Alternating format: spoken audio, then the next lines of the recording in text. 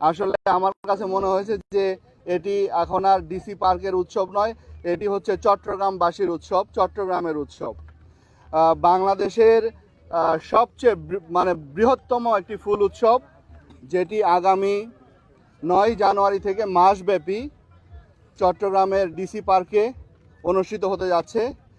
আপনারা জানেন আগামীকাল আমাদের জনপ্রশাসন মন্ত্রণালয়ের শ্রদ্ধেয় সিনিয়র সচিব মোহাম্মদ এহসানুল হক স্যার কালকে সকাল 9:30টার সময় আমাদের এই চট্টগ্রাম ফ্লাওয়ার ফেস্ট 2026 উদ্বোধন করবেন। আমি আপনাদের অবগতির জন্য বলতে চাচ্ছি যে এবার আমরা 140 প্রজাতির লক্ষাধিক ফুলের সমারোহ এখানে ঘটিয়েছি। আমরা রংধনুর রঙে সাজিয়েছি এই ডিসি পার্ককে।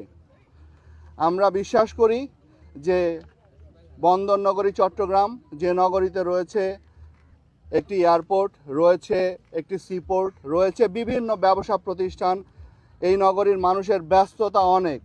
এই প্রচণ্ড ব্যস্ততার মধ্যে এই শীতের সময়ে এই জীবনটাকে একটু উপভোগ করার জন্য, একটু সতেজ সবুজ রঙিন ছোঁয়া দেওয়ার জন্য জেলা প্রশাসন চট্টগ্রাম প্রতিবারের ন্যায় এবারের এই ফুল উৎসব আয়োজন করেছে। এবারের ফুল উৎসবে আমরা নতুন অনেকগুলো বিষয় সংযুক্ত করেছি। আপনারা জানেন প্রতি বছরই এই ফুল উৎসবকে ঘিরে আমাদের গ্রামীণ যে কালচার আছে, আমাদের গ্রামীণ যে সংস্কৃতি আছে, সেই সংস্কৃতিগুলোর আমরা বিকাশ ঘটিয়ে থাকি। পাশাপাশি আমাদের সংস্কৃতির সাথে বিদেশি সংস্কৃতির একটা মেলবন্ধনও তৈরি হয় আমাদের এই উৎসবকে কেন্দ্র করে।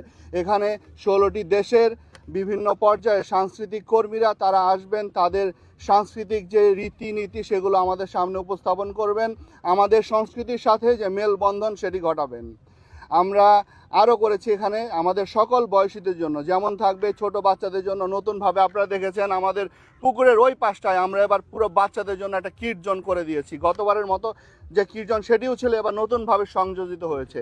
আমাদের ইয়াং ছেলেদের জন্য আমাদের জিপ লাইনিং যেটি আছে এটি অত্যন্ত ইয়াং জেনারেশনের কাছে অত্যন্ত আকর্ষণীয়। আমাদের প্যাডেল বোট থেকে শুরু করে আমাদের বিভিন্ন ধরনের নতুন রাইড আমরা সংযুক্ত করেছি এবং এর পাশাপাশি বেশ কিছু নতুনভাবে সাজিয়েছি, স্ট্রাকচার তৈরি করেছি। এখানে আমাদের একটি ফ্লাওয়ার ট্রি তৈরি করেছি, এখানে পট ট্রি তৈরি করেছি একটি, এরকম অনেকগুলো নতুন